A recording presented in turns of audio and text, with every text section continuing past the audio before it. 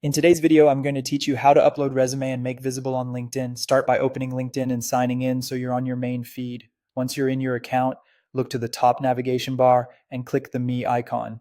From that menu, choose Settings and Privacy.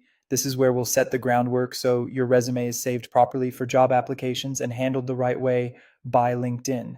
In the left sidebar, select Data Privacy. Under that area, open Job Seeking Preferences. Now go into Job Application Settings.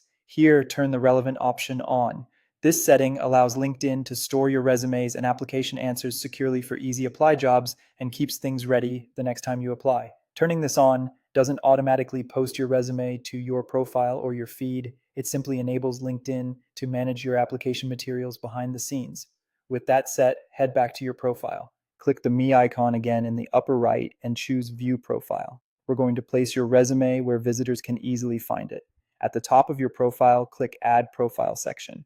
In the menu that opens, go to the recommended category and pick Add Featured. If you see Add Featured more than once, go ahead and select it again to open the Featured Setup area. Inside Featured, click the plus icon. This is where you add items that you want to highlight on your profile. Choose Add Media. Select your resume file from your computer.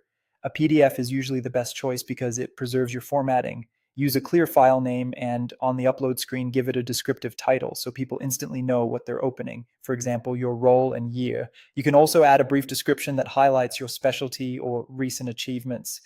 Keep personal details professional and avoid including overly sensitive information that doesn't belong on a public profile. Once the upload finishes, your resume will appear in the featured section of your profile. That section sits near the top, which means visitors, like recruiters and hiring managers, can find your resume quickly without digging through your entire profile. If you ever update your resume, repeat this process to replace the file so the most current version is what people see.